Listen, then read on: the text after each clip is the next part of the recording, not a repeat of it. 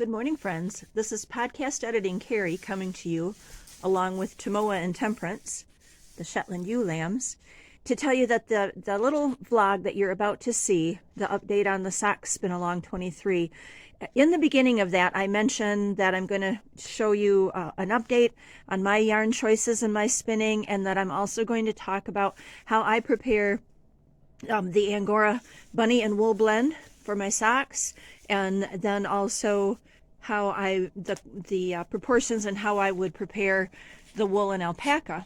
Well, you're not going to see that today. I'm going to split this into two videos. Been having some trouble getting things uploaded, and so I thought I'll try to split it in half. So all you're going to see in the video today is me talking about my yarn sampling and what I've decided to do going forward and how I've been spinning. So I hope you'll enjoy that few minutes of video, and then hopefully I can get the how I blend Angora fiber and alpaca and how I would use it. Hopefully that will be up either later this weekend or sometime midweek. So we're a month into our sock spin along, and I wonder how everyone is doing. And I should pause here to say, I've talked about it before. See the little bubble on top of their coats? That's because they're in between sizes of coats. They're too big for one size and too small for the next. So that's just a little handful of wool up in the middle of their back with a zip tie, and I should trim that one. And then that just helps them to fit into their coat until they get into the next size.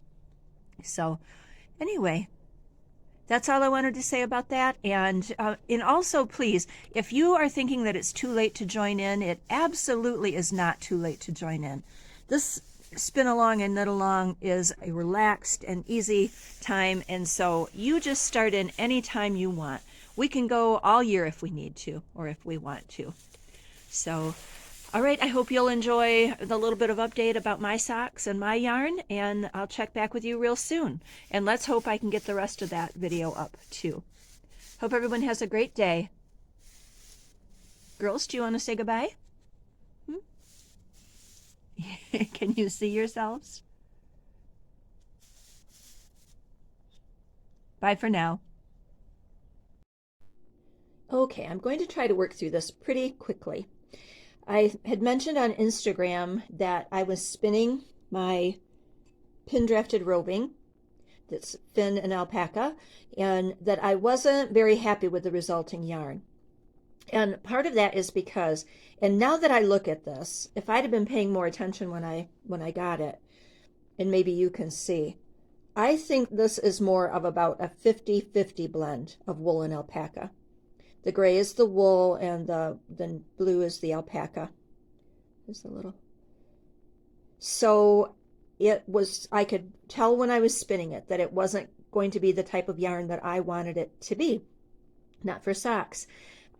I've mentioned many, many times that the blend that I like for socks is only about 25 or 30% alpaca to 70 or 75% wool. And this is about 50-50. Also, the preparation, it's beautifully prepared, but it wants to spin. It was spinning a beautiful worsted weight. And I could have worked hard. I could have sat and really worked hard at it and got a yarn that I wanted, but I didn't want to work that hard. How lazy am I?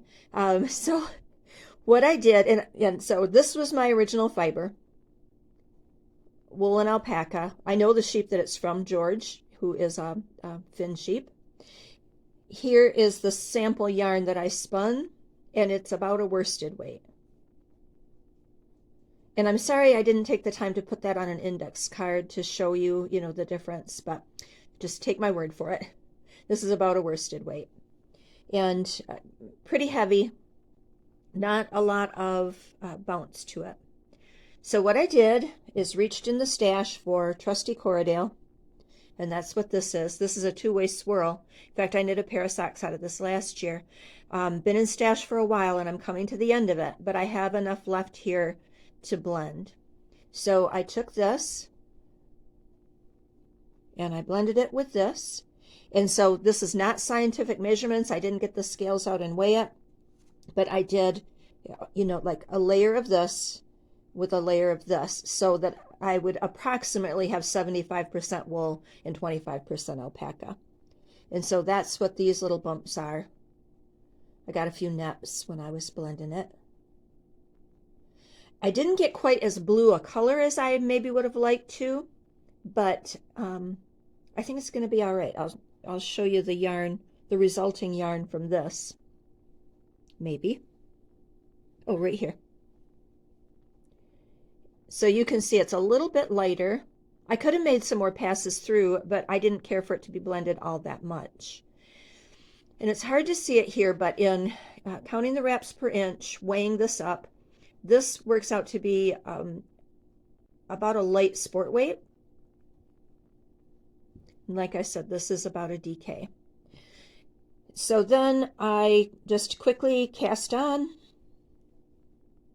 I mean, I have to, if I want to do a swatch, technically, is what this is ended up being, to see if I like it.